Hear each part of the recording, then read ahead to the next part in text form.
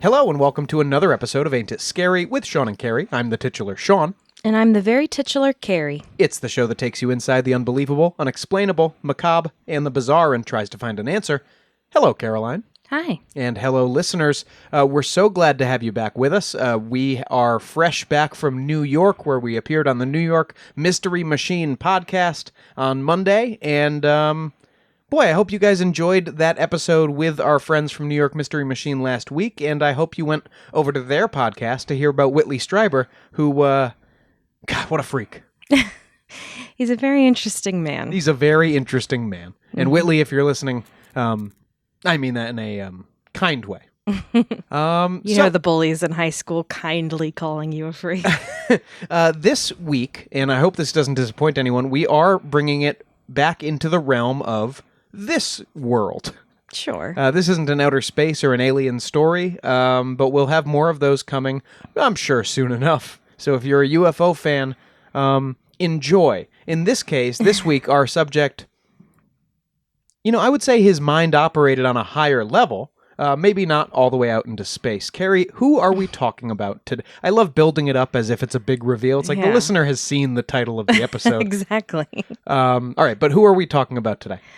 Today, we're talking about writer Edgar Allan Poe and his strange and mysterious death. We are both big fans of Mr. Poe, as, I don't know, probably everyone should be. Certainly, if you're a fan of horror or mystery stories, he's like literally the guy who invented them. So, maybe give him a read. Yeah, definitely. And for me in particular, I have a very strong fondness for Poe. I've been a Poe head for a really long time, probably thanks to my dad, who you might remember was an English teacher. And he also taught some of his short stories, so I definitely read those pretty young. Yeah, it was required reading in my house just from a, this is cool stand. It was like, here, this is something good to learn to read on for a 5-year-old. Yeah, well, we also both read Stephen King's It in 6th grade. Yes, so I read it in the 5th grade. This is a point of some contention. You always say that, but I don't think you did. As a child, Sean, I had a little palm-sized illustrated classic book of the Tales of Mystery and Terror, which includes such kid-friendly favorites as The Fall of the House of Usher and The Pit and the Pendulum. Of course, two favorites. Yes. And The Gold Bug, presumably. Maybe. Later, I read some of Poe's work in 7th grade and went to see a production of The Telltale Heart done theatrically. And let me tell you, it was some of the only stuff I liked reading in 7th grade English. Sorry, Dad, who was a 7th grade English teacher, but some of that stuff is tough and not in like a difficult way. No, tough in like a, I don't care about these English schoolboys. Like, I can't relate to the call of the wild. I'm a 7th grade little girl. Oh, you love puppies, though. Yeah, that's true. But I spent most of the time worrying that the dog would die. I had so much anxiety already. I was in middle school. I didn't need more. Carrie, you felt that way during Up as well. Is that correct? Yes. In college, my thesis film had a character who was himself a literature teacher, and I included a scene where he taught my favorite poem, Annabelle Lee, in his class. I later included the poem as a reading at me and Sean's wedding. That's true. She did take out all the death stuff. Yeah, it's a bit of a romance killer, you know. And to be fair, I took my reading for our wedding out of Alan Moore's Swamp Thing, which many people would find to be a romance killer. People who don't understand romance, certainly. Well, certainly. Needless to say, along with William Shakespeare and Stephen King, Poe was one of the biggest influences in my life when it came to reading, and continues to be one. In fact, when I had the opportunity to adopt my first dog at the age of 25, I knew that his name would be Poe before I even found him. And his name is indeed Edgar Allan Poe. It turned out to be a very appropriate moniker because our Poe is definitely a little weirdo, and I think EAP would have really enjoyed him. I think they're similarly melancholy, similarly like put upon and fraught. Yes. and smarter than they have any right to be, probably. There's a lot I like about the man Poe, aside from what is only found in his works. I love that he was the original goth boy, that he clearly had depressive tendencies and was very morbid, which I find very relatable, and that he could be a real sassy bitch, too, when critiquing other works. I don't love that he married his 13-year-old cousin. Yep, that's a tough thing to avoid or talk about. Best I can do with that is times were different, and attempt to ignore it. Yeah, Woody Allen tried that one too. Well, times weren't that different. Poe invented the detective fiction genre and was a huge contributor to early science fiction, horror fiction, and romanticism. Of course, Poe also has something going for him in his life that sets him apart from other horror legends. A mysterious death that seems ripped straight from one of his short stories and remains an enigma to this day. Yeah, there's this story has everything, right? It's got multiple suspects. Stefan voice. It has everything. This has everything. Multiple suspects.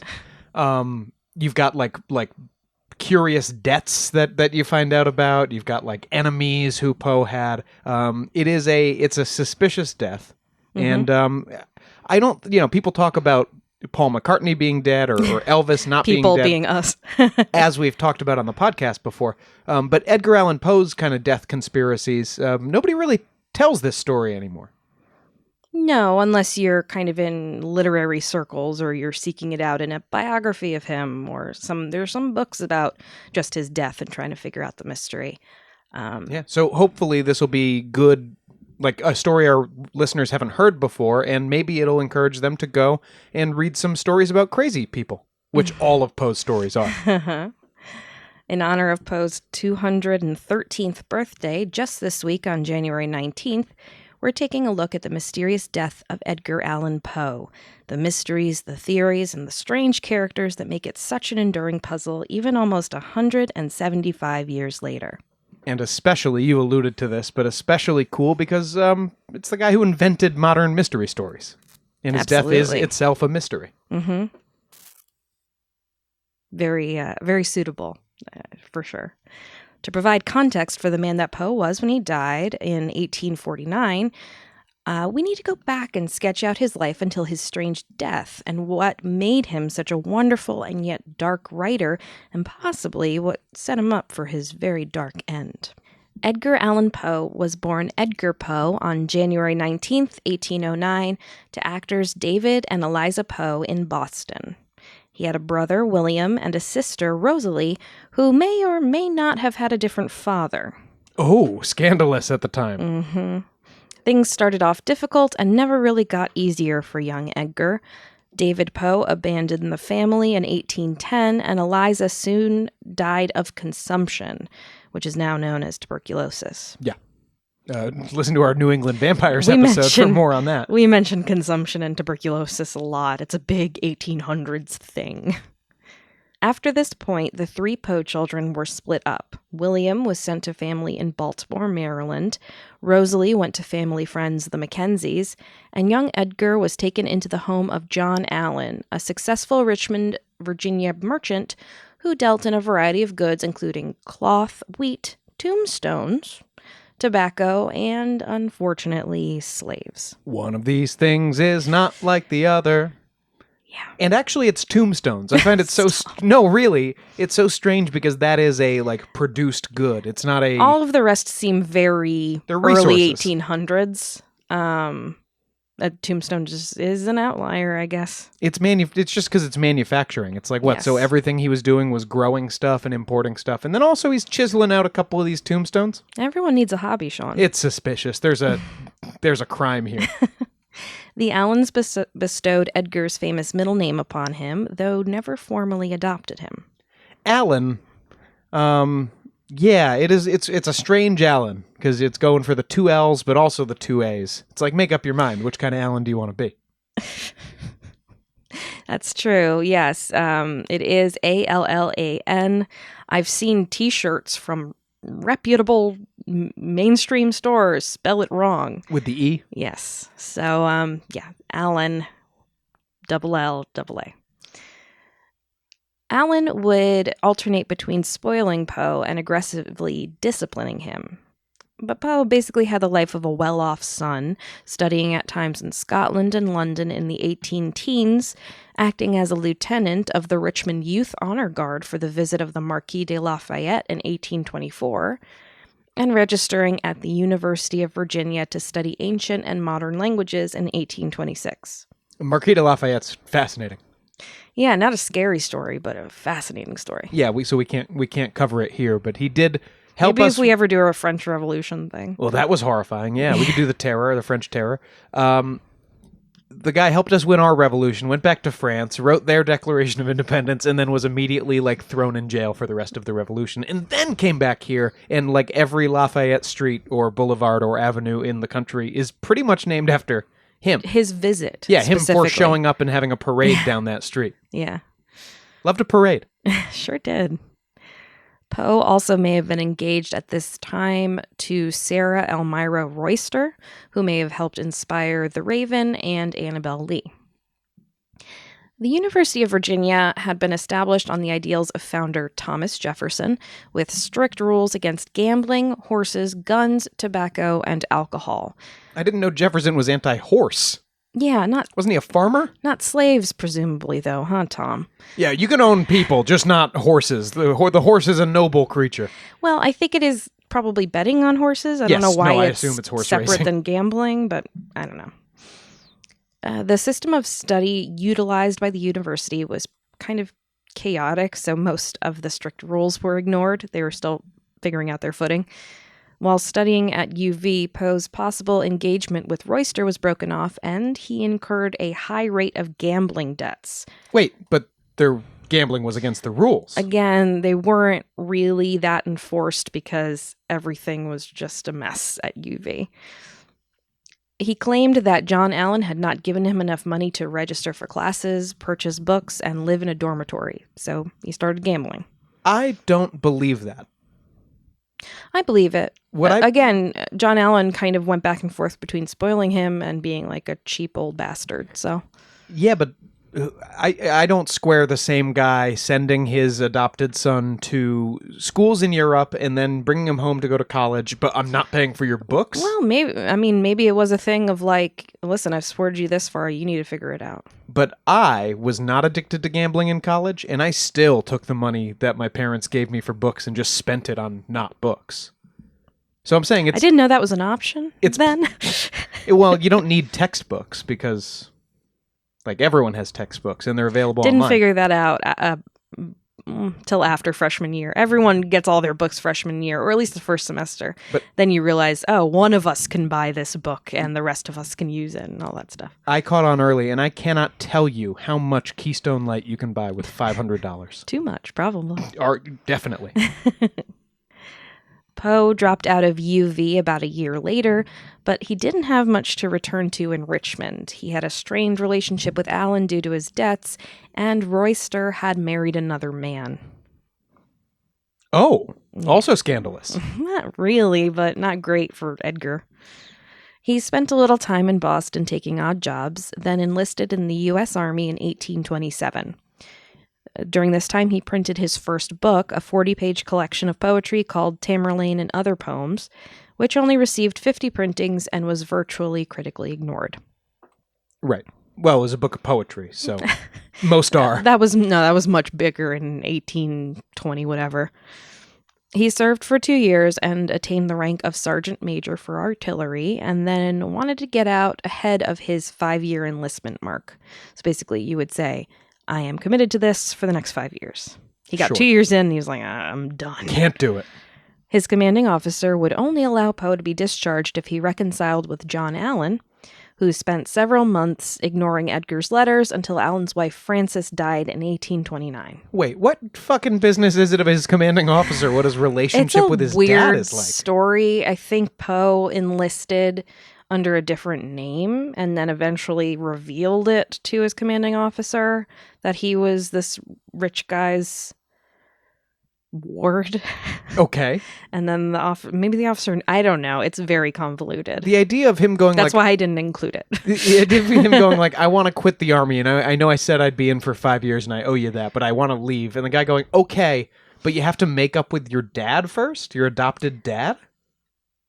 Yeah, I mean, this is the army. I'm not sure of the exact location. Maybe it was Virginia. Maybe John Allan was a known commodity. And I don't know. They were trying to get in good with him. I don't know. I don't think John cared whether Edgar called him back or not. No, but the commanding officer So I don't know how seemed big to. a favor you're doing John. Perhaps feeling wistful after his wife's death, Allan told Edgar during his visit for her funeral that he would support his discharge if he would get appointed to the United States Military Academy in West Point. I don't know how different this is from being in the Army. Well, you don't have to... I don't know. Yeah, once you get out of West Point, don't you owe the Army like 4 years anyway? Well, I think this was... Oh, yeah. I don't know. I think you're... It might have been different then, though. Okay, maybe. But he sounds like he's amassing more years of debt to the Army. For about a year between his discharge and entering West Point, he lived in Baltimore with his widowed aunt, Maria Clem. Also, this guy couldn't hack just hanging around a military base, and his dad's like, all right, you're going to go be an officer instead? Oh, no, they did stuff. He was a thing for artillery. No, I know. In what war? I'm just doing a quick background. No, I know. So I'm saying... I'm not sure. No, I think he was just drilling and marching around a base in the States, right? And I don't know. It sounds like it sucks to me. And that's nothing against our Army listeners or whatever. It doesn't seem like my kind of thing. I wouldn't be good at it. I know, but and if I relate to Poe, I feel like you wouldn't be good at it. But he, of course, I guarantee he's a bad soldier, but he didn't get drafted. No. So what is he doing there? This was his choice. He committed for, no, well, initially, yes, but he committed for 5 years to do it. So. Suck it up, Edgar. He's living in Baltimore with his Aunt Maria Clem, his cousin Virginia Eliza Clem, his brother William Henry, and his grandmother Elizabeth Cairns Poe. He received his first positive review by literary critic John Neal, which helped bolster his confidence and convince him to keep writing. He traveled to West Point for his service in July 1830, but drama soon followed. You don't say. John Allan married his second wife, Louisa Patterson, and the marriage and bitter quarrels with Poe over the children born to Allan out of extramarital affairs led to John Allan finally disowning his foster son. It seems like bastard children was something that rich people could get away with in this time. Okay, but Poe didn't like his dad having bastard kids? Well, first of all, this is his stepdad or ward. Yeah, his adoptive father. His ward father. Well, he never fully he never adopted Poe. So maybe it was a point of contention of you're going to support these bastard children, but you never adopted me. And he's like, yeah, I made them. I don't know. I did you a favor. Yeah, but Poe's been there the whole time. Give him a little something, something. So this fighting led to John Allan disowning Poe for once and for all. At that point, Poe was like, screw this. Why am I still at West Point? I don't even want to be here. And he attempted to get purposefully court-martialed. Oh, like Jimi Hendrix. Yeah. He was tried in February 1831 for gross neglect of duty and disobedience of orders, for refusing to attend formations, classes, or church, which I get all of that. Sure, Sounds like it sucks. Again, nothing against our Army listeners. To me, I would be miserable. I want to hear, were there any penalties for this besides just getting kicked out of the Army? Because this seems like the way to get what he wants, for sure. He tactically pled not guilty to induced dismissal. He knew that he would be found guilty, and then he was just free to go. So, right. It's just, he didn't, I guess people might know about it, and that might be disgraceful, but if you're not making this your career, then it's no biggie. Right. What circles is Poe in that are going to be like, he didn't finish his what? Poe headed to New York, released a third volume of poems, and then returned to his family in Baltimore in March. Poe's brother William died in part due to his alcoholism in August 1831. After yet another traumatic death in his life, Poe began in earnest to seriously attempt to jumpstart a writing career, basically going, YOLO, let's do this thing. Hell yeah. Unfortunately, it was a really difficult time to do so. And though Poe was one of the first Americans known to live by writing alone, to history, he was hampered by a lack of international copyright law at the time. Okay. Which led to American publishers just producing unauthorized copies of popular British works rather than paying for new original works by Americans. Huh. Mm-hmm. Fueled by this, he turned his eye to writing prose instead. He published stories in several periodicals and literary journals. And he scored an assistant editor job at the Southern Literary Messenger, but was fired just a few weeks later for being drunk on the job. That implies to me that that poetry is all enough the same quality that it doesn't matter if there's new poetry or you're just printing out new the old stuff. Mm-hmm. Or that people don't know enough about poetry for it to matter whether to be as popular. Whether it's either the thing I just said is true, where poetry isn't actually that good or that different from each other, or I assume that's not true. How many ors are you going to say? But people know so little about poetry, myself included, that it might as well all just be bad. Mm-hmm. Maybe. Edgar, it seems, and maybe the entire Poe family, was full of demons that, while contributing to his brilliance, also likely contributed to his early death, one way or another. In September 1835, Poe returned to Baltimore, where he obtained a license to marry his first cousin, Virginia Clem. Why? And how? You can do that? At the time, the cousin thing was fine. He was 26, and she was 13. Now, why was this part okay? Well...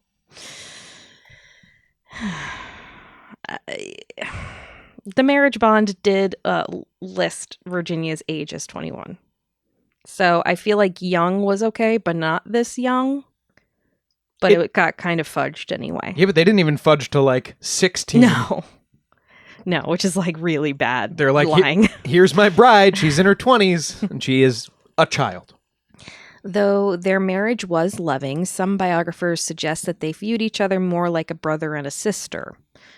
I'm not sure if this is wishful thinking more than anything, but it's a possibility. Poe doesn't strike me as that sexy a guy. Well, some scholars have read many of Poe's works as autobiographical and thus concluded that Virginia died a virgin, which is apt for her name. That would be okay. It has been speculated that she and her husband never consummated their marriage, though no evidence is really given for this aside from like textual references, including the interpretation that Virginia was represented by the title character in the poem Annabelle Lee, which describes that character as a maiden, which means burden. Yes. So patriarchal. But maiden also can just be used poetically, if I may. Maybe, but it usually means unmarried, young. Right. Pure. Right, but in the context of a fantasy story, it can just kind of evoke a lady. But is that more our context now, like a fair maiden, or would they always be assuming back in the day that maiden means a young virginal girl? I mean, probably that, but I don't know if that has faded at all by Poe's time. But yeah, they probably, if she wasn't a maiden, she was worthless, and why would you save her? Not our opinion. Poe biographer Joseph Wood Crutch suggests that Poe did not need women in the way that normal men need them, but only as a source of inspiration and care, and that Poe was never interested in women sexually. Not your heteronormative words. It said normal men. That's the only reason. Oh, yes. I tried to emphasize that. Yeah, I also didn't hear any mutterings that he might have been gay. Right, just that he wasn't sexual. Right, like back in the day, people would say, like, "Oh, he's a man about town, not really interested in the ladies." Light in the loafers. And they were roommates. He's a confirmed bachelor. Exactly. So who knows? Maybe he was just kind of asexual. That's totally fine too. On the flip side of this, contemporary friends of Poe suggested that the couple did not share a bed for at least the first 2 years of their marriage, but that from the time she turned 16, they had a, quote, normal married life for a few years, presumably where they banged. Right. To be fair to that, the Bradys didn't share a bed, and they had a whole pack of kids. Or wait, no, did they share a bed? I think the big deal was they were the none first... of those kids were each other. No, I know. With each other. I know. They didn't have any kids together. But also, I think I'm wrong. I think that was the first show that might have to show the couple having the same bed. Was it Dick Van Dyke? I thought they were separate. We'll have to investigate. We will. Their public marriage ceremony was on May 16th, 1836. And yes, her age was fudged as 21 by a witness who lied. Yeah, sure. That's all it takes. No matter if it was more... They weren't checking her driver's license. No matter if it was more sibling type of love or if they were lovers. Poe's one-time employer, George Rex Graham... How old was he? 26. Yeah, this is deeply sad for him, right? Oh, yeah, it's a bummer. I kind of subscribe to the possibility that at least initially he was just so traumatized by everyone in his family dying that maybe he thought by marrying this cousin I'm not saying it's okay, but by marrying her he could always provide for her and take care of her and make sure keep her safe and such, versus not, because basically they only had her widowed mother, his aunt, to look after her. So maybe he thought it was a good thing to do. Mm-hmm. Who knows?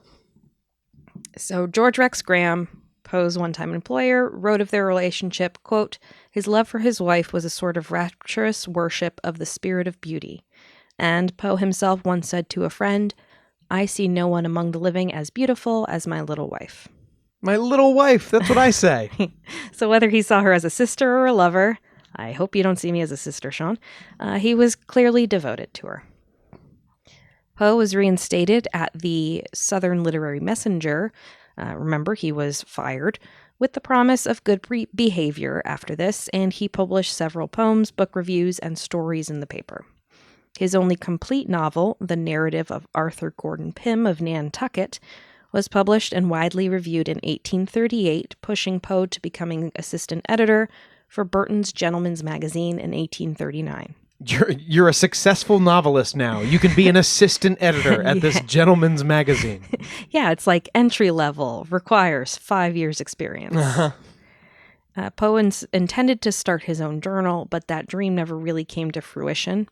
He moved to Graham's magazine after this, and then another tragedy struck Poe's life. He had to move to Highlights for Children. Highlights for emos.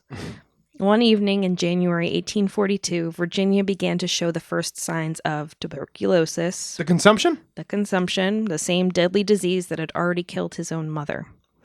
While singing and playing the piano, a popular pastime, it appeared that Virginia broke a blood vessel in her throat. Maybe by coughing. Coughing blood all over the keyboard?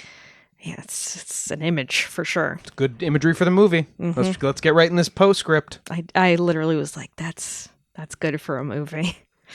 And after this, she only partially recovered, with her health beginning to decline from that point.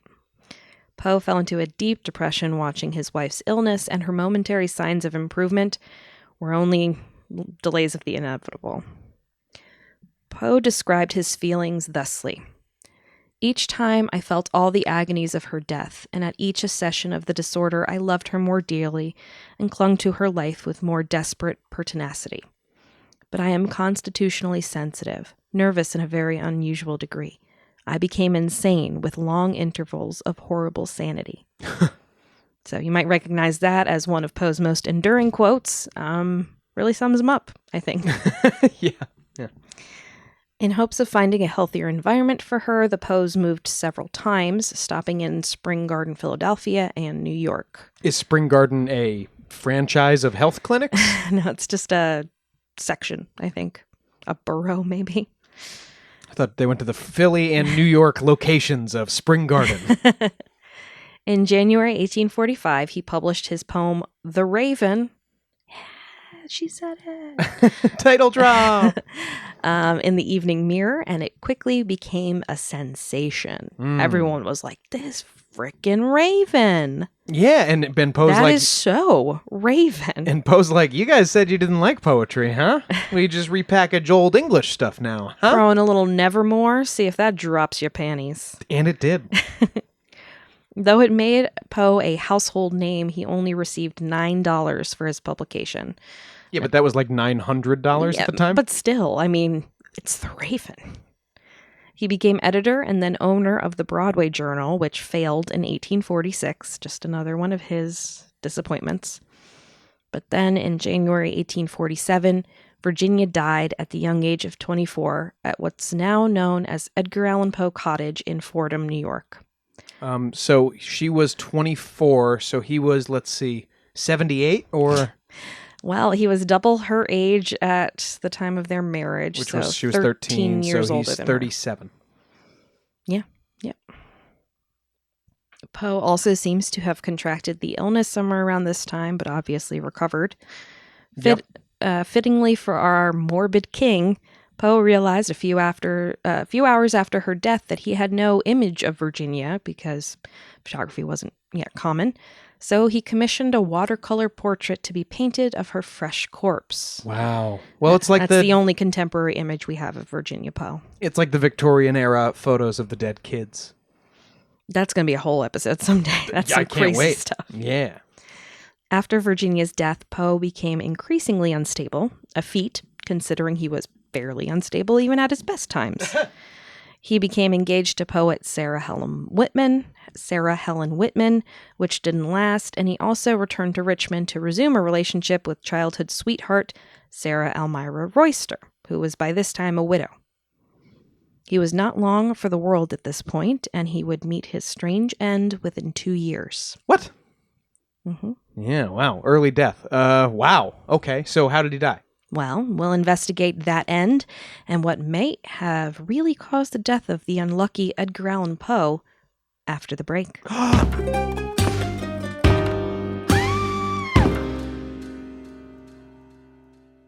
There's no better time to go for a huge score than during the big game, and BetMGM is giving you a good chance to win big on your first bet. Simply download the BetMGM app and place a $10 moneyline wager on pro football's grand finale. If either team scores a touchdown, you'll win $200 in free bets, regardless of your wager's outcome. Just use bonus code CHAMPION200 when you make your first bet. The opportunities for celebration don't stop after a champion is crowned. Try BetMGM's innovative parlay selection features, boosted odds specials, daily promotions, and more on all your favorite sports. Download the app or go to BetMGM.com and use bonus code CHAMPION200 when you sign up. Then place a moneyline bet on the big game and you'll win $200 in free bets if either team scores a TD during the showdown. Now you're winning with the king of sportsbooks. Visit BetMGM.com for terms and conditions. 21 years of age or older to wager. Washington, D.C. and Virginia only. New customer offer. All promotions are subject to qualification and eligibility requirements. Rewards issued as non-withdrawable free bets or site credit. Free bets expire 7 days from issuance. Please gamble responsibly. Gambling problem? Call 1-800-522-4700.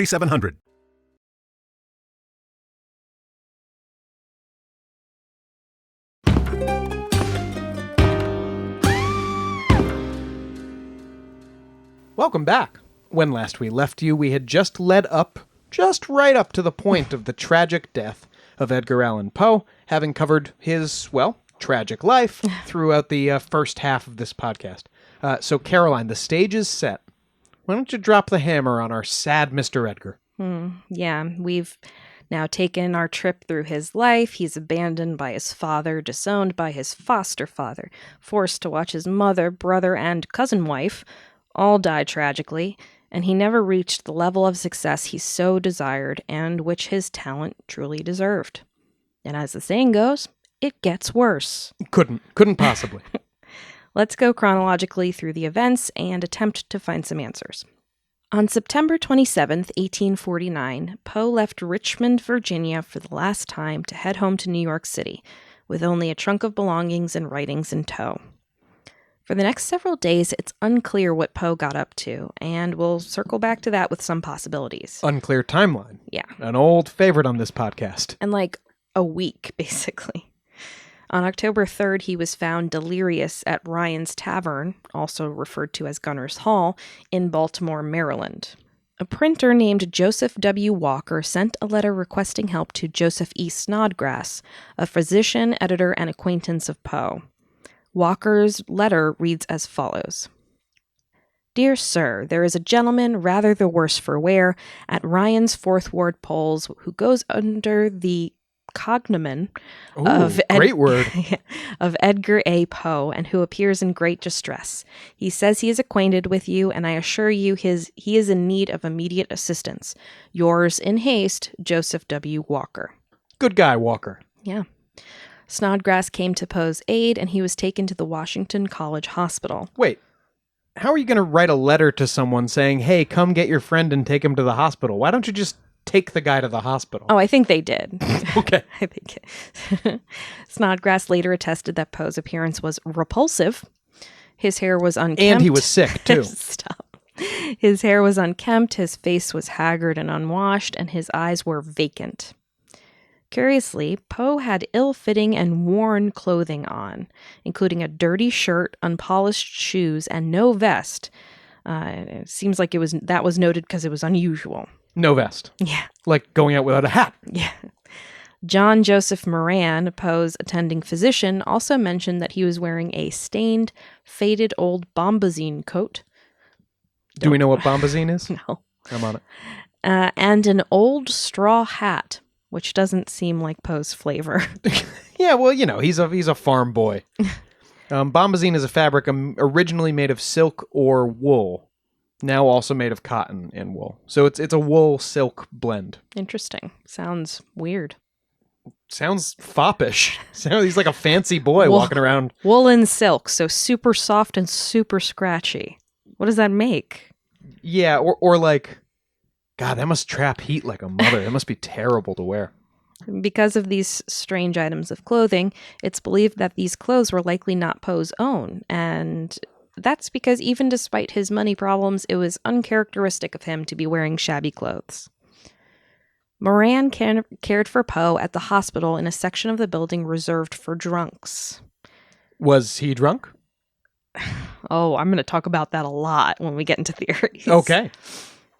Snodgrass, to this end, even later claimed that Walker's initial note stated Poe was in a state of beastly intoxication. Beastly! Though it seems apparent, if that's an exact quote that we have from that note, it didn't include those words. Oh, right. If it's the note that we saw, right, then we know that it doesn't say that. Mm-hmm. It says he's the worst for wear or something. Yeah. Perhaps he felt he was intoxicated because Poe was incoherent and unable to explain what circumstances led him to this point. He was also said to repeatedly call out the name Reynolds, like Ryan Reynolds. Oh, so big Deadpool fan. It's uncertain who Reynolds was to him. There are no major figures in Poe's life with this name. It could have been a reference to newspaper editor Jeremiah N. Reynolds, who inspired his novel, The Narrative of Arthur Gordon Pym of Nantucket. So this is like a Rosebud. Rosebud, yes. Yes. Yeah. It could have maybe even been Henry R. Reynolds, who was one of the judges overseeing the Fourth Ward polls, which were happening at Ryan's Tavern, where Poe was found. Was it Hitchcock who said some actor's name as his last words? You're thinking of Disney saying Kurt Russell. Yes, Disney's last words being Kurt Russell. I think they were written down, but it's still funny. It's still funny. Kurt Russell what? Kurt Russell what? Honestly, I think my last words are going to be Kurt Russell, so I get it.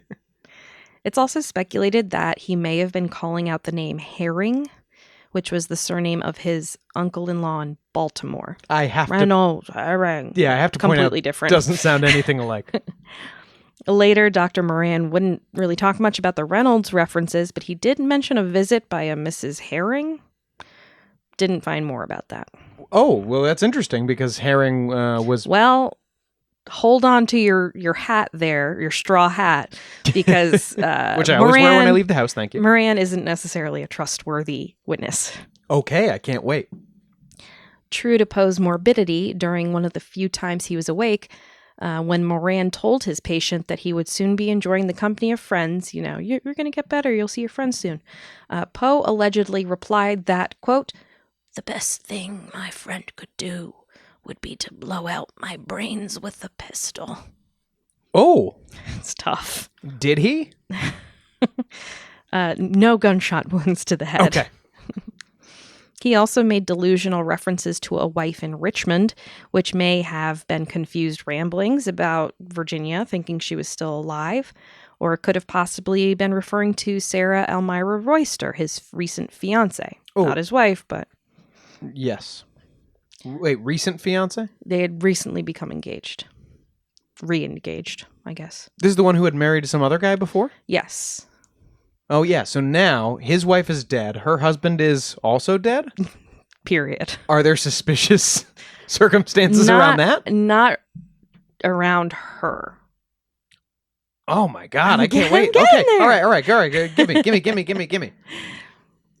Poe didn't know where he had left his trunk, though it appears it was recovered at the Swan Tavern in Richmond.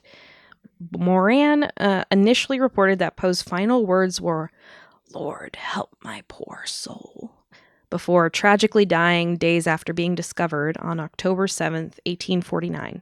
He was only 40 years old. Yeah. So what happened? That is crazy. How long ago? Well, let's see. This is 3 years after his wife died? Yeah, maybe even a little less. So I don't think tuberculosis works like just living dormant in you for that long and then suddenly killing you. No, that doesn't seem to be one of the theories. Every other illness in the book is, but not tuberculosis. Syphilis doesn't feel right to me because That is one of the theories. Of course it is. 'Cause Everyone he was died of crazy, syphilis. at the time. But he was crazy his whole life. Yes, but not delusional rambling crazy. Right.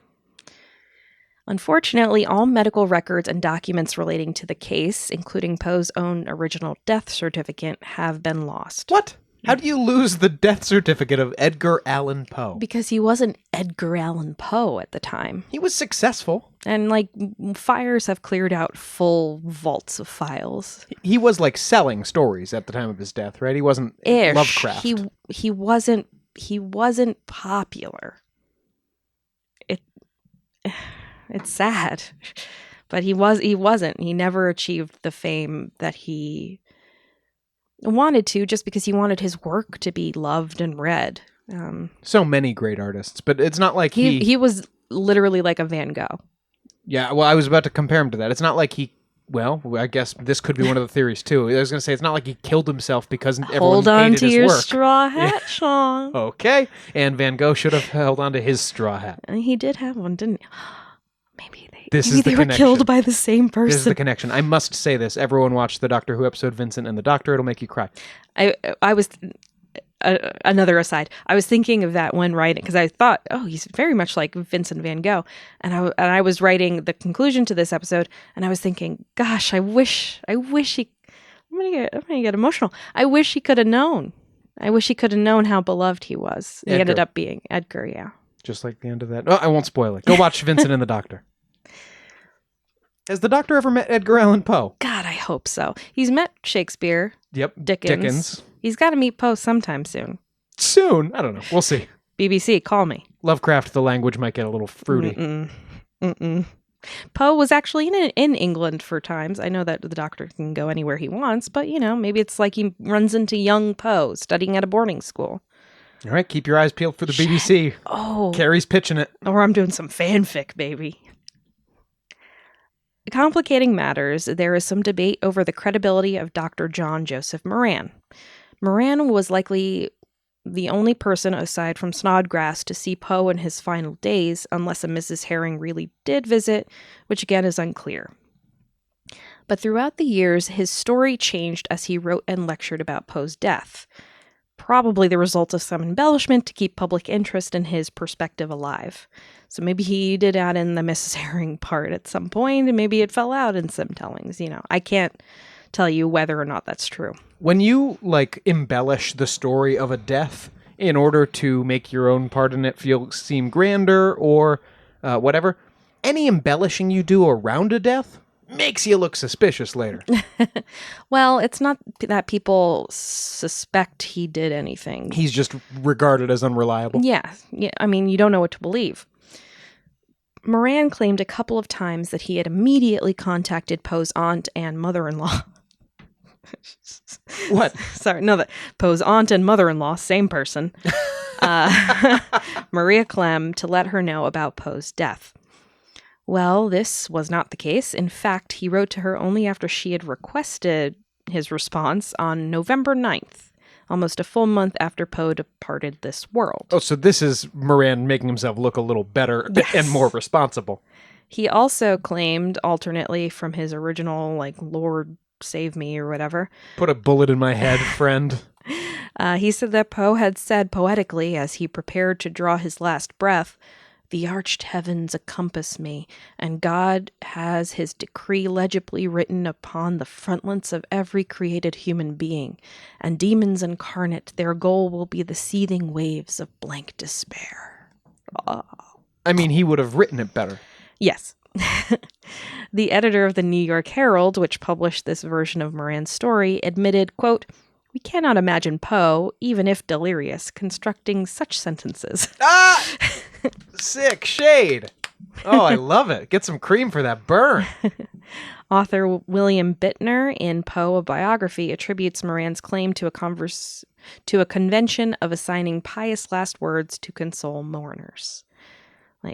Oh no, he wasn't saying shoot me in the head. He was saying just fucking in the head, please. Just God is welcoming in his arms, Yeah. But still, why the seething waves of blank despair? Well, he's still Edgar Allan Poe. Moran's accounts even changed up dates, alternately claiming Poe was brought to the hospital on October 3rd, October 6th, or October 7th, the day he died. Sure. Perhaps it was sometime that week. Perhaps Moran had lapses of memory, or again wanted to embellish. It's unsure what the real truth is through Moran's eyes. Because of this and the confusion over the state Poe was in when he was found and where he had been, it's unclear what Poe's cause of death actually was, which just adds to the mystery and, of course, makes up the main mystery of our episode. Let's get into it.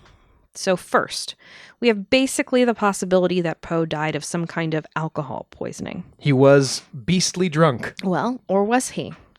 Joseph Snodgrass, Poe's acquaintance, was convinced that Poe had died from alcoholism.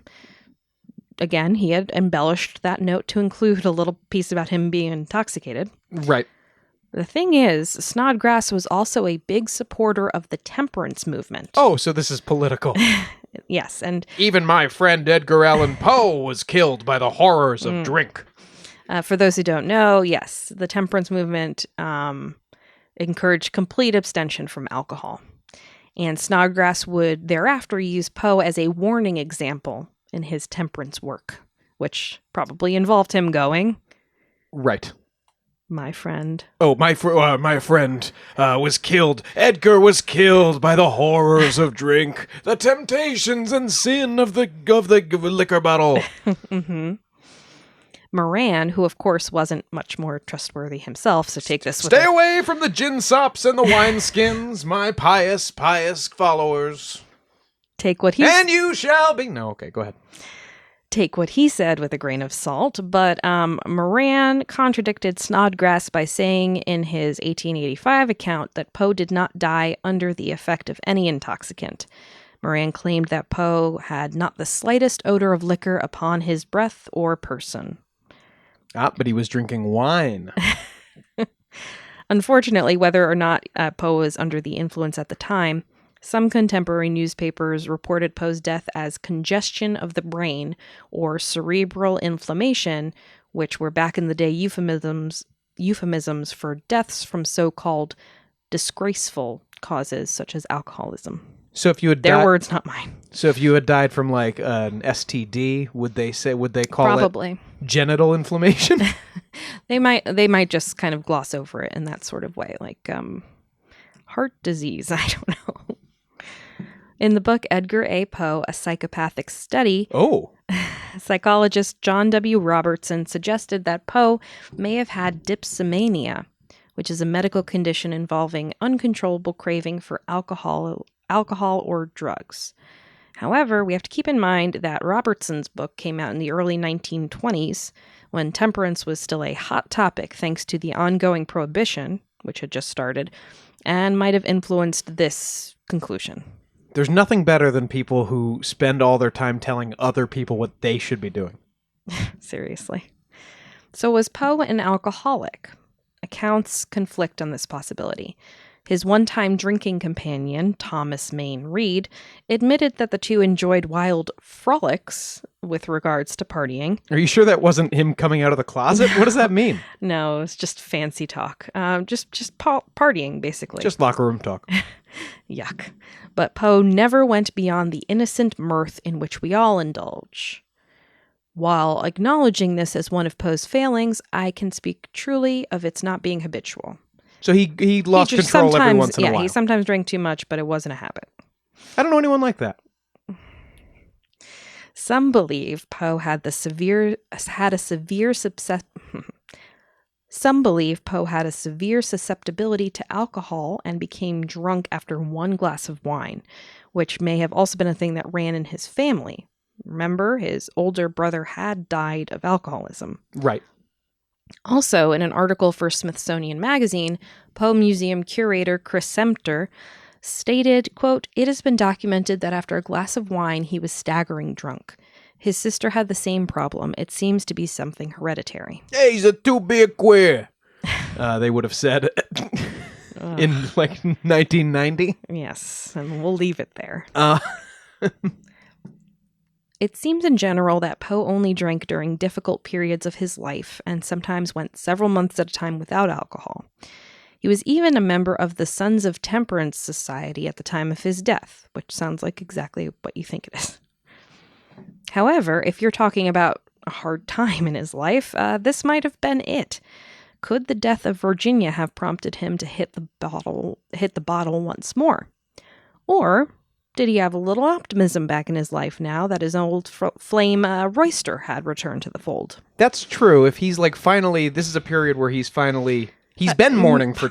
possibly on the uptick. He's been mourning for 3 years. This is a point where he's getting ready to get married again. Why kill yourself with drink now and not 3 years ago? Mm-hmm. Also mentioned in the Smithsonian Magazine article was the writing of biographer Susan Archer Talley Weiss. One too many names. Yes.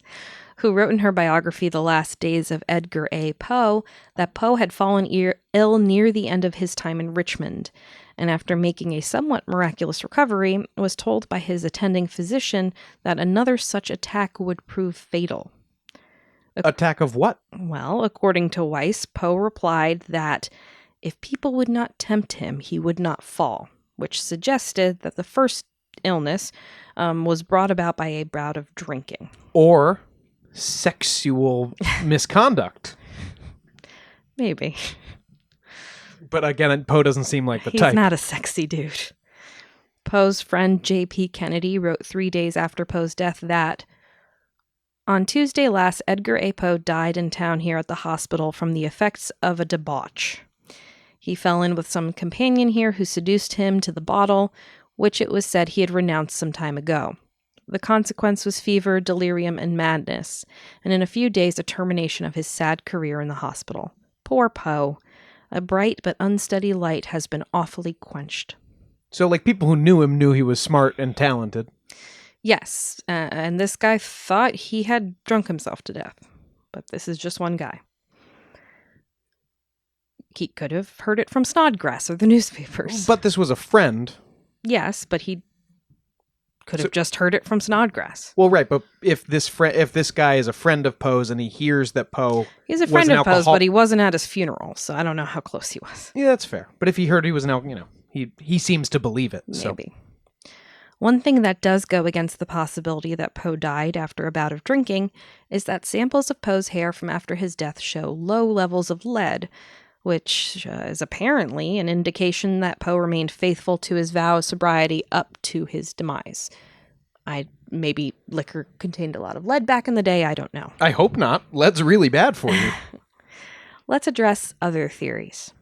Was Poe ill? Yeah, I've read his work, yes. Ew.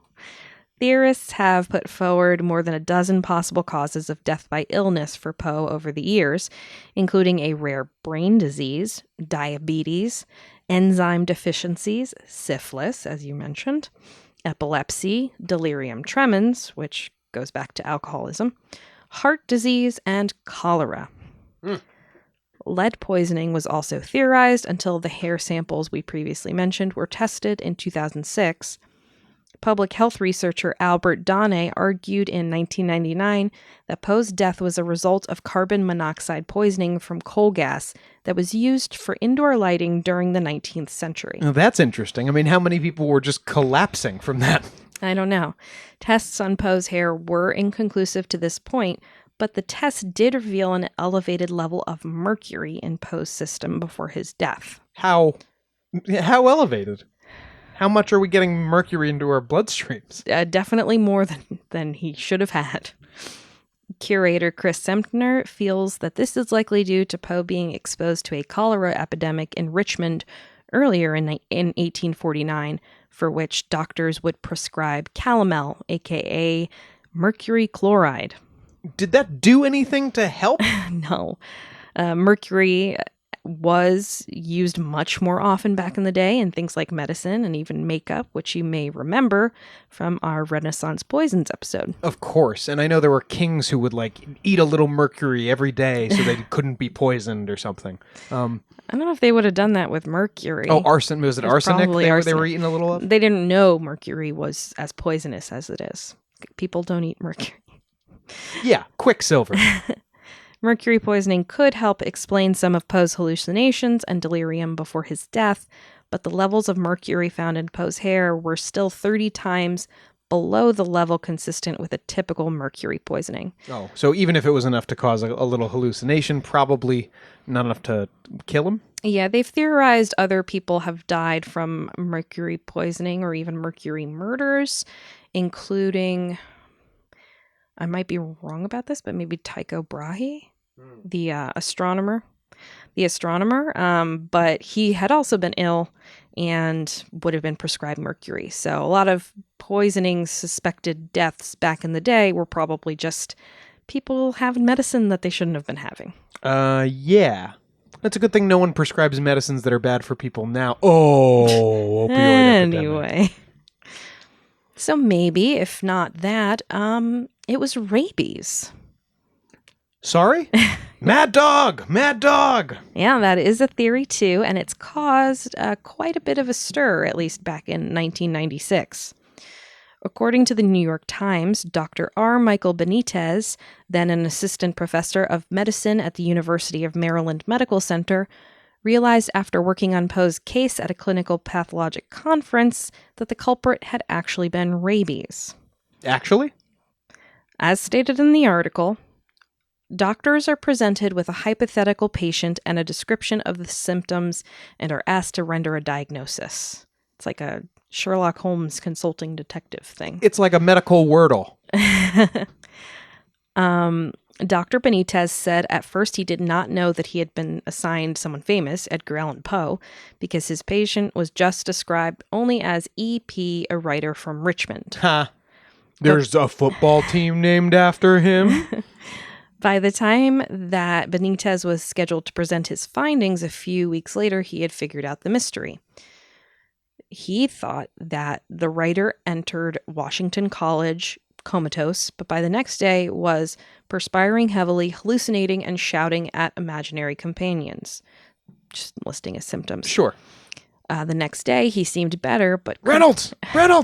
but he could not remember falling ill. On Poe's fourth day at the hospital, he again grew confused and belligerent, then quieted down and died. That is a classic case of rabies, the doctor said. Further, the article quoted Dr. Henry Wild, who is said to frequently treat rabies at Chulalongkorn University Hospital in Bangkok, Thailand. So being the rabies doctor must be a hell of a job. Yeah. Do you think monkeys can get rabies? Probably. Probably. Dr. Wild stated that Poe had all the features of encephalitic rabies. Ooh, encephalitic. And he's an expert. Well, and that would be a swelling. Encephalitis is a swelling of the brain. So I believe so, yeah. If the papers weren't being polite and he actually just had like a swollen brain? Maybe. I don't even know if Dr. Moran would have known that, though. And to begin with, Poe had a really big head.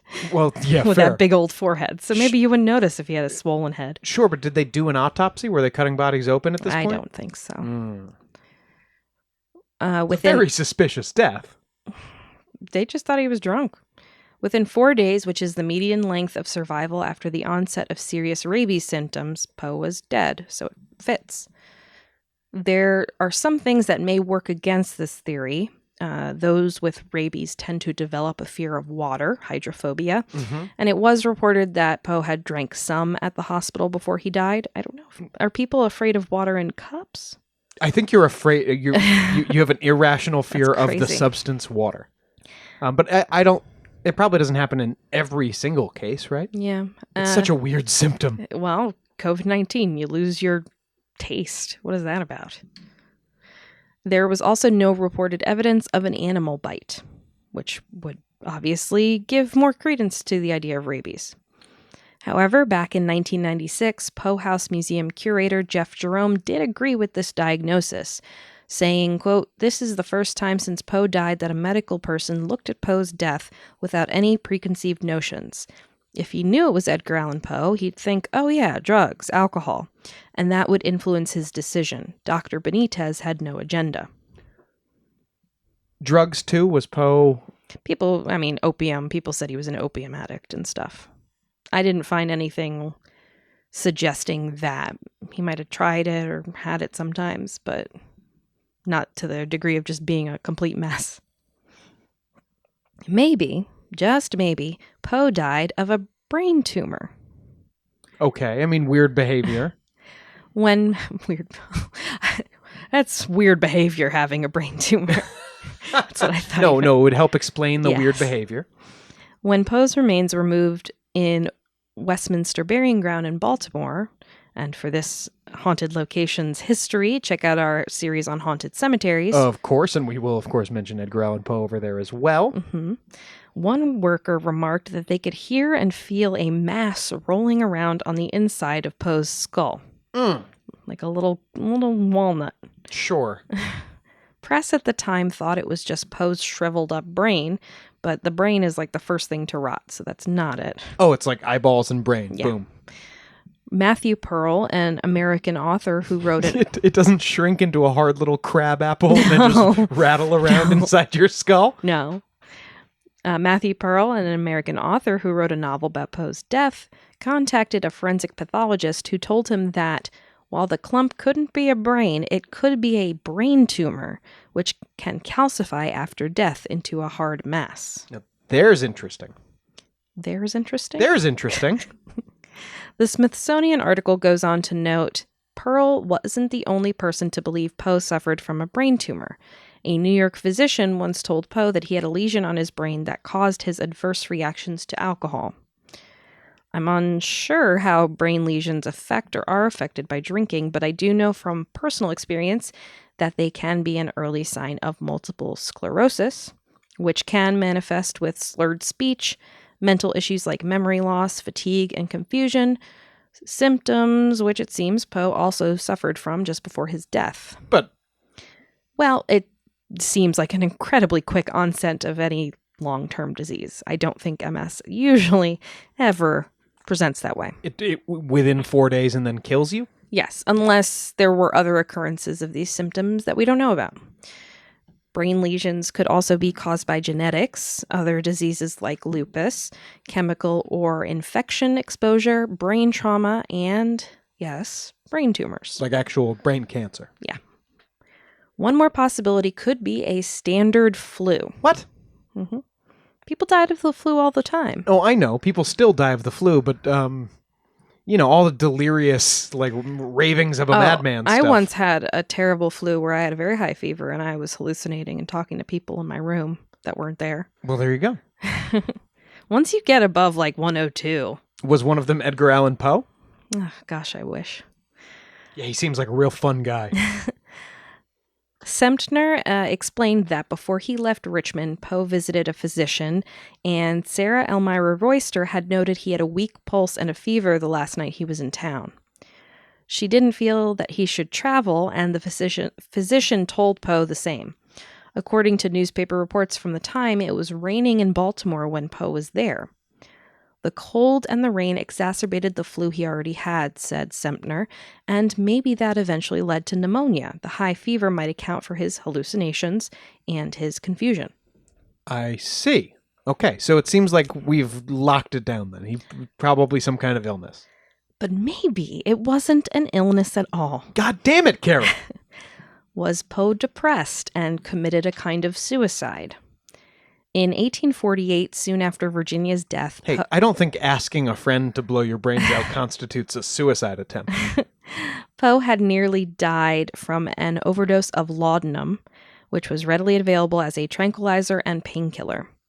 It's unclear if this 1848 incident was a true suicide attempt or just a miscalculation on the amount from Edgar. I'm going to guess he wanted to not be sad about the wife anymore, and he didn't mind which way it went, and he just took a bunch. In 2020, a psychological analysis of Poe's language by Ryan Boyd, assistant professor in behavioral analytics at Lancaster University, theorized that he was suffering from a major depressive episode near the end of his life, and that suicide could not be ruled out. Boyd analyzed all of Poe's available writings with a depression index. Okay. This used language patterns commonly utilized by those who later died by suicide to score any spikes in his depression. So this was measuring from between very depressed to extremely depressed? Yes. And for instance, those who later committed suicide were found in research to consistently use more me words and fewer we words, which points to their social withdrawal. Importantly, these patterns tend to increase drastically as they get closer to suicide. Depressed people also typically use more working through language. These are called cognitive processing words, kind of like think, suppose, and understand. So there was a big spike in these near the end of his life. Like when you, I told you recently when you hear Mike Tyson speak now, you can hear that he has taken and internalized a lot of therapy, and like the things he says are all like, you know. Yes. You need to understand yourself better, because that's when you're really going to be you're true who you're supposed to be. Your ego's getting in I've the way. always said Edgar Allan Poe is very Mike Tyson. Yeah, he's a modern day Mike Tyson. Modern day. Boyd wrote, quote, "Throughout Poe's life, nearly 20 texts scored abnormally high on our depression index, half of which were written in 1843, 1845, and 1849, the year of his death. Poe's depression scores were most pronounced in his personal letters, which are often the best reflection of one's authentic self. They're largely absent from his professional writings, though notable exceptions include The Lighthouse, which scored extremely high on our depression index and was still a work in progress at the time of Poe's death." Boyd concluded, "Although our analyses reveal that Poe was spiraling into a depression at the end of his life, we can't say for sure whether his death was a suicide. Considering his rather high suicide risk from a clinical perspective, paired with our objective analysis of his mental state, it remains a real possibility that he did kill himself. Following our analyses, the suicide hypothesis currently stands as the only cause of death that has any objective evidence behind it." Well, that's a dumb thing to say. How he may have committed suicide stands to reason, but it is a possibility. Well, but how can they say the suicide hypothesis is the only one with objective evidence, and then they don't even suggest how he committed suicide? Like, was this a drug overdose? I don't think. Are we assuming?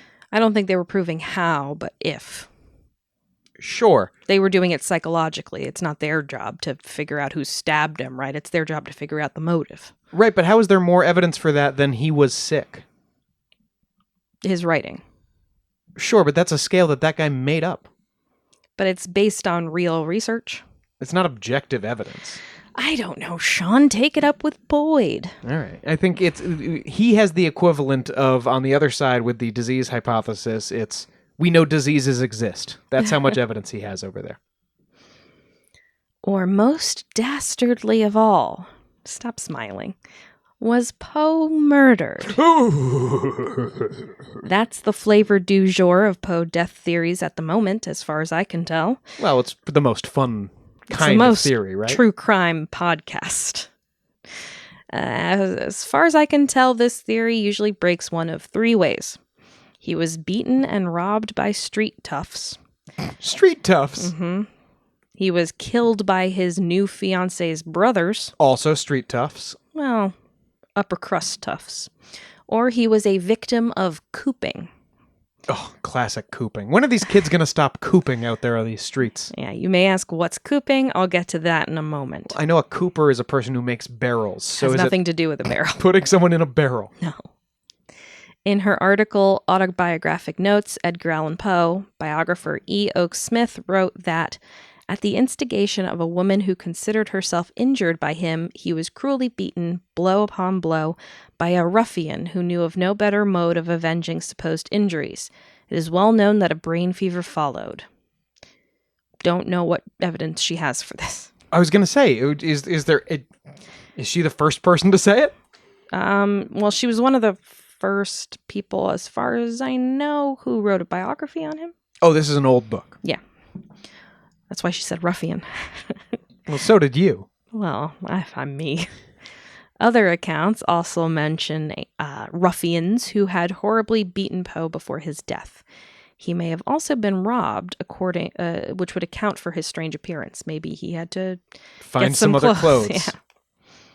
But here's a little weird side story tidbit that I found while researching this angle. Sure.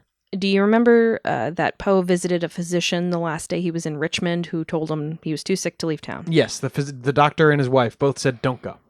Yes. Well, his fiance. This was Dr. John F. Carter. Of Mars?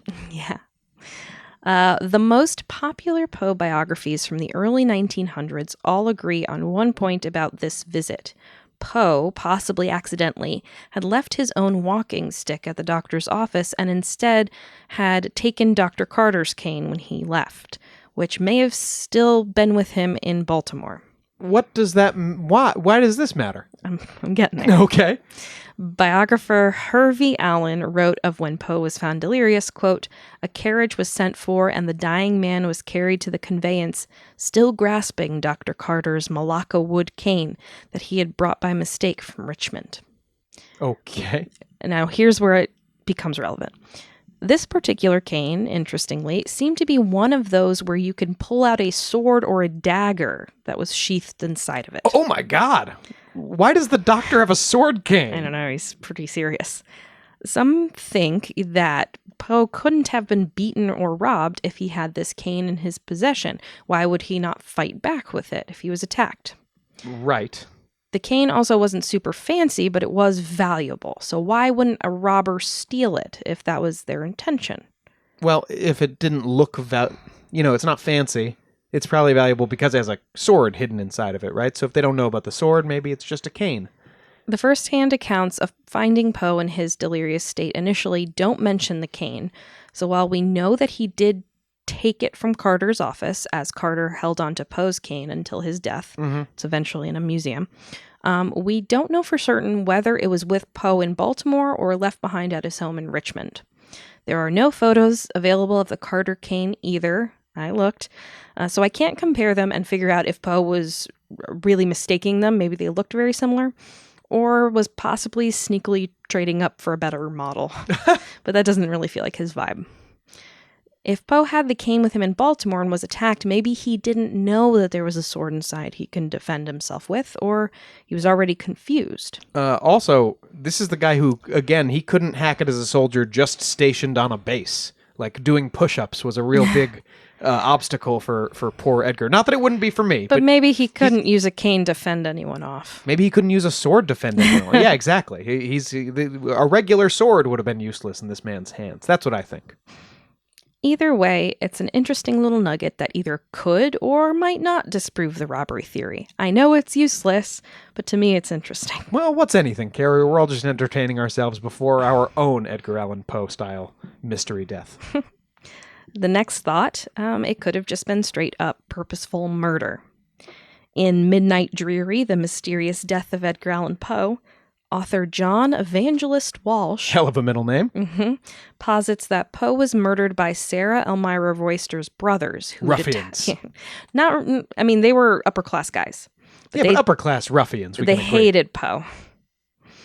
Here is how the Smithsonian presents this theory.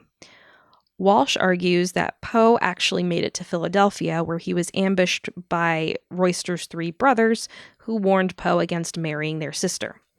Frightened by this experience, Poe disguised himself in new clothes, accounting for his secondhand clothing, and hid in Philadelphia for nearly a week before heading back to Richmond to marry Royster. Her brothers intercepted him in Baltimore, he postulates, beat Poe, and forced him to drink whiskey, which they knew would send Poe into a deathly sickness. What? Okay, hold on a second. Again, it was known that one thing of wine would get him drunk, messed up. But that's different from we know if we pour a little whiskey down his throat, he'll die. And also... maybe Royster knew it, though, and the brothers had found it out. But if our theory now is like he died because he got beaten up, why do you tie it back into him drinking whiskey? We don't need whiskey to be involved anymore. I guess it's still... Because only one... if he only maybe smelled like it. I don't know. I don't know. Lastly, Sean, was his death the result of cooping? All right, finally, we're going to talk about what cooping is. Stuffed in a barrel.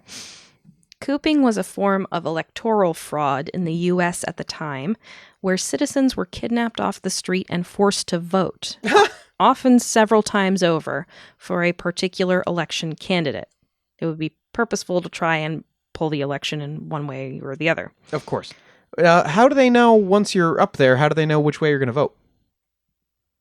No, they're forcing you to vote for their guy. Yeah, I know. How do they know? They're sending you into a ballot box, right? I don't know. Maybe the judge was involved. Again, one of the judges was named Reynolds. Reynolds! This was able to happen because no one had driver's licenses or state IDs or anything like that at the time. Right. And this was named after Bradley Cooper? I don't know, Sean. Actually, I do know. Cooping was named after how they would hold their victims in a room, which was referred to as a coop. Oh, okay. Cooping was also rampant in contemporary Baltimore. So this was something that was always going on. Okay. Crooked local politics. Mm-hmm. According to several of Poe's biographers, so-called cooping gangs or election gangs working for a political candidate would hold random victims in a room, the coop, and ply them with alcohol to get them to comply or face beatings if they didn't. Often the victim's clothing would be changed, maybe even multiple times, to fool voting officials. Oh, because they're sending them back like 4 times. Mm-hmm. They would also be given disguises sometimes, like wigs, fake little beards, Groucho mustaches. No, Yeah. Really? Mm-hmm. Certainly this theory caught fire because of a few interesting details in Poe's death. This is the funniest thing. Election fraud is deadly serious, and it's something we've talked a lot about in the last few years in this country.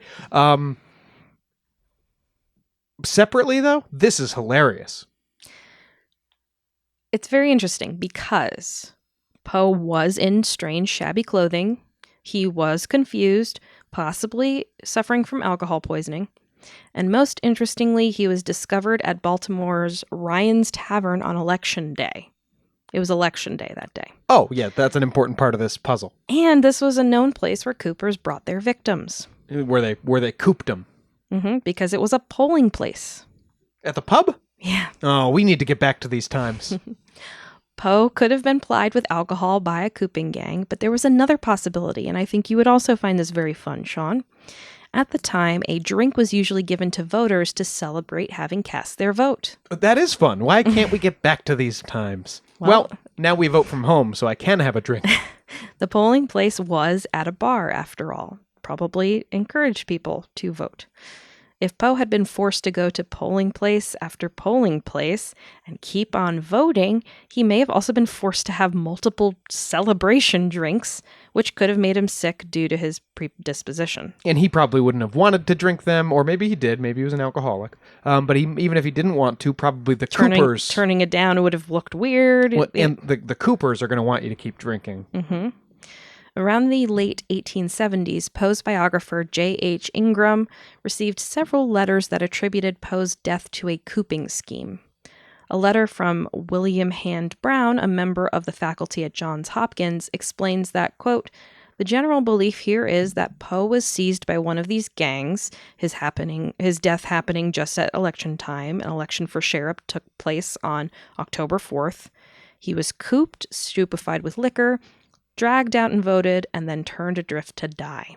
For not even a mayoral election. This was a sheriff election. This theory has gained a ton of traction in recent years. You may argue, why would you choose someone famous as a cooping victim, which depends on changing identities? Well, dear listener, I entreat you to remember that Poe wasn't famous in that way. He was known for the Raven, but probably as a name on a page. Who really knew what he looked like? I think there are literally 2 contemporary photos of him in existence. He was a known entity in Baltimore, but not to everyone. Mm-hmm. Unless you were already familiar with him, one might just think that he was some droopy-eyed dope right for the coopin'.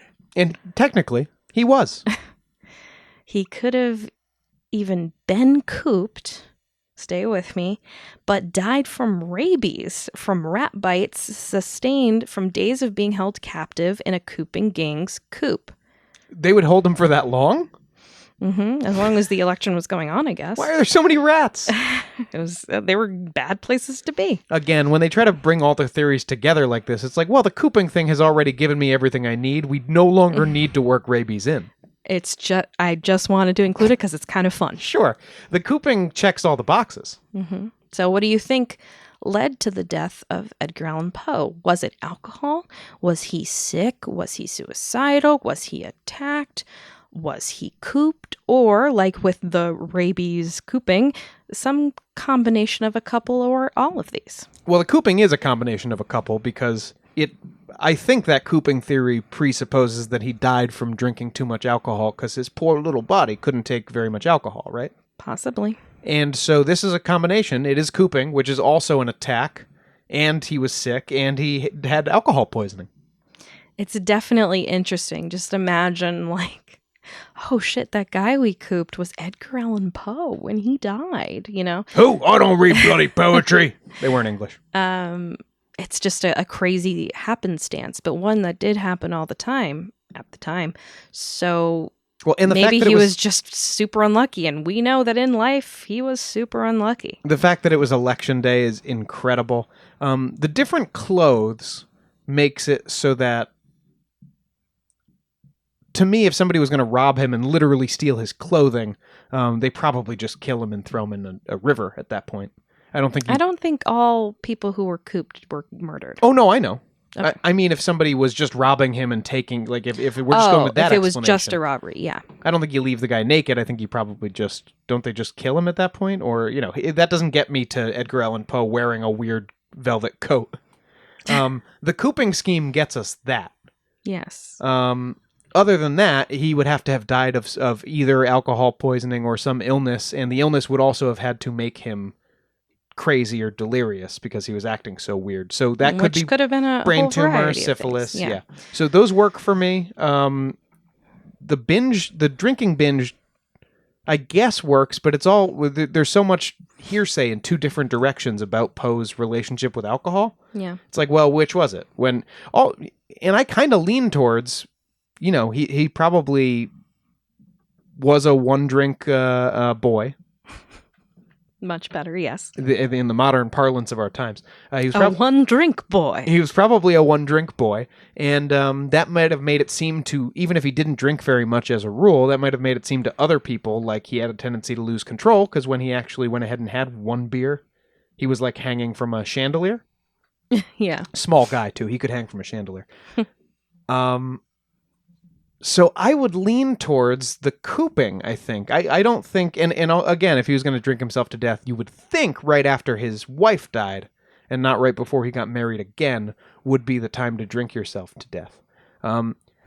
Maybe it took a while. Part of me feels like the cooping... But again, he was... Yeah, I don't know. Part of me feels like the cooping is too neat. Interesting. It's like someone...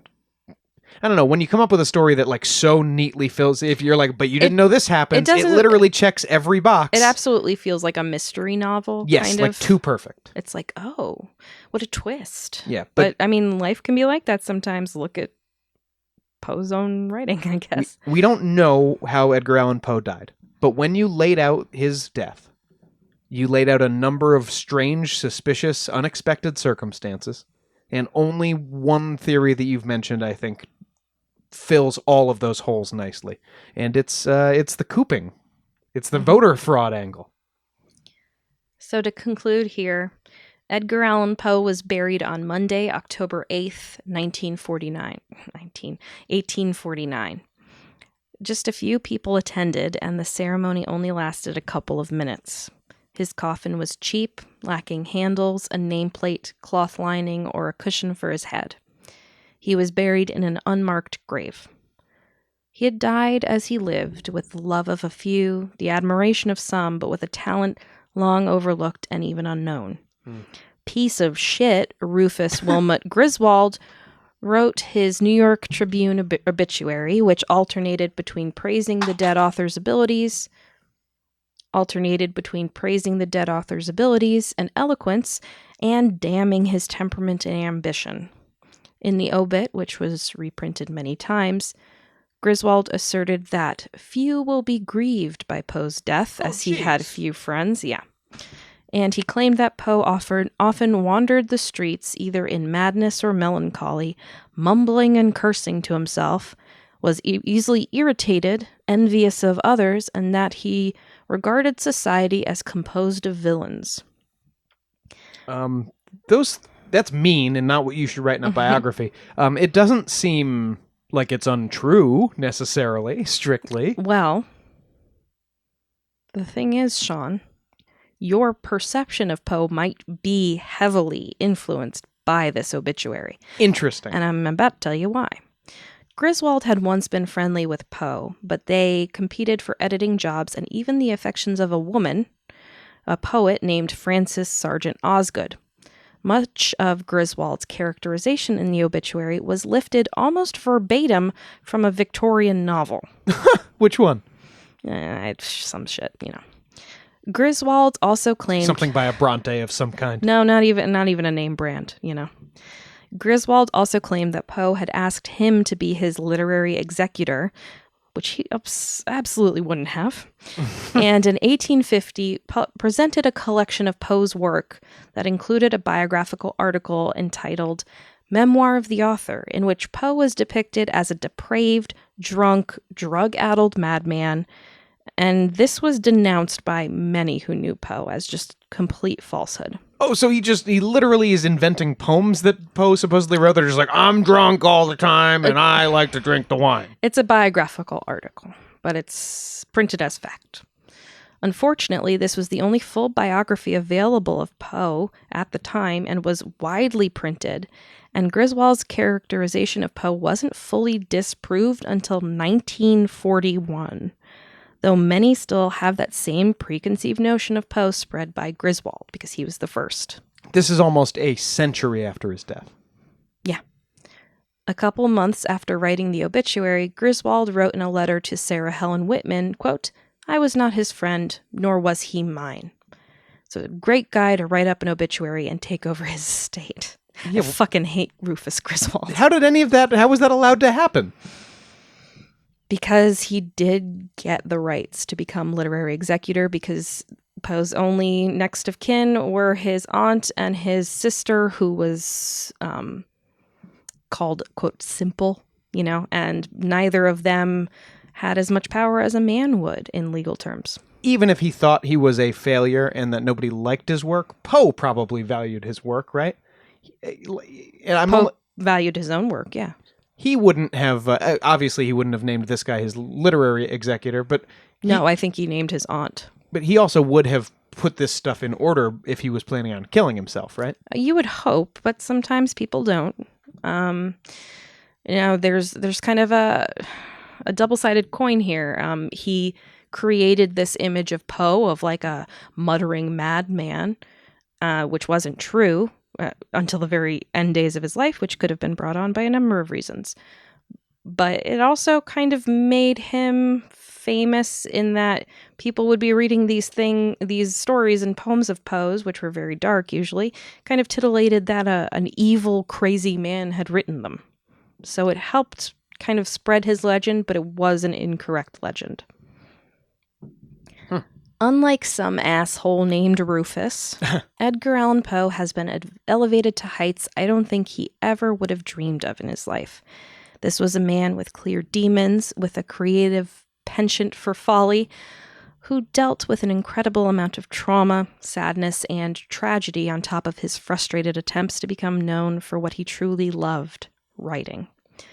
Yet eventually, though his persona wasn't presented factually until recently, his writing did achieve the kind of glory few have ever attained and will ever attain. He has become a legend, and I think he, more than anyone else, would have been stunned by this turn of events. I doubt he would have ever imagined that there would be museums in his old homes, that the Edgar Award would be named after him, or a football team, and that somewhere in Connecticut, some 20-something with a penchant for the morbid would grow up with his work and eventually name her beloved dog after him. Eventually, Poe was reburied at Westminster Burying Ground under a beautiful monument near the front of the church in 1875. The remains of his wife, Virginia, were saved from obscurity, and her and her mother, Maria Clem, would be interred beside him. At the reburial, a poem contributed for the occasion by Alfred Lord Tennyson was read. Fate that once denied him, and envy that once decried him, and malice that belied him, now cenotaph his fame. Poe even received a proper funeral in 2009, the 200th anniversary of his birth. While less than 10 people attended his borderline pauper's funeral in 1849, the two services in 2009 held more than 350 people each, the maximum the adjoining church could hold. Actors portraying famous poets and Poe's contemporaries also attended, delivering eulogies adapted from their works about Poe. So, however he left this world, I hope he's looking down from wherever he is and knows what a difference he made in it and will continue to make for centuries to come. And there's also the Poe toaster. Well, that's going to be a Patreon minisode. Oh, it is? Mm-hmm. That's so exciting. Poe's memory is kept alive, dear listener, and you can hear the lovely story of one of those keeping it alive in this week's minisode. In one of this week's minisodes, because I think... In an upcoming minisode. In an upcoming minisode. R.I.P. Poe. Yeah. Great story. It's sad. Yeah. Makes me want to go read a bunch of Poe. Absolutely. You going to read some on the Discord? Are you going to read some on the Patreon? I might read some after the break.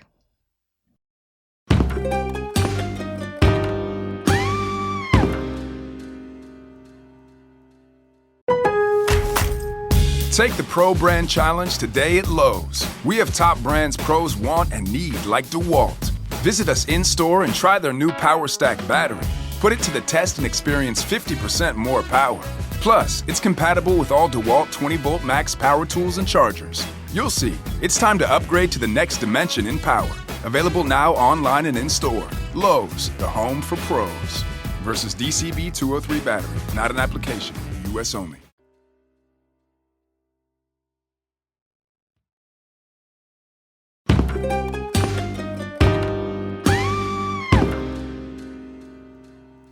No news this week, friends.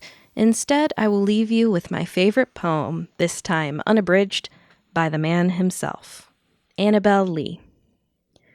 It was many and many a year ago, in a kingdom by the sea, that a maiden there lived whom you may know by the name of Annabelle Lee. And this maiden she lived with no other thought than to love and be loved by me. I was a child and she was a child, in this kingdom by the sea, but we loved with a love that was more than love, I and my Annabelle Lee, with a love that the winged seraphs of heaven coveted her and me. And this was the reason, long ago, in this kingdom by the sea, a wind blew out of a cloud, chilling my beautiful Annabelle Lee, so that her high-born kinsman came and bore her away from me, to shut her up in a sepulchre in this kingdom by the sea. The angels, not half so happy in heaven, went envying her and me.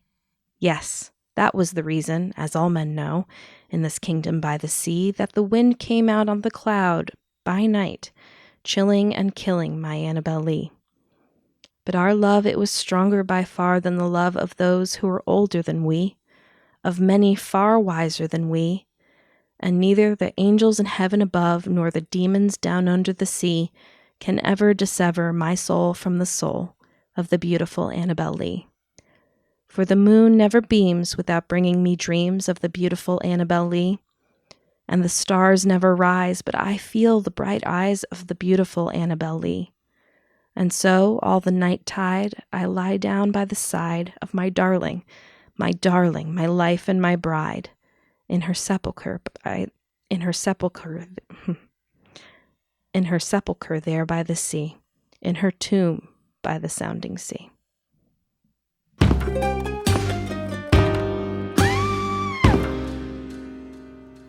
That's it for this episode of Ain't It Scary with Sean and Carrie. Like us on Facebook and follow us on Twitter and Instagram at Ain't It Scary, and check out our website at ain'titscary.com. You can support the show by supporting our sponsors and becoming a patron at www.patreon.com/ain'titscary. And please subscribe to the show and throw us a 5-star review on Apple Podcasts. We'll be forever grateful.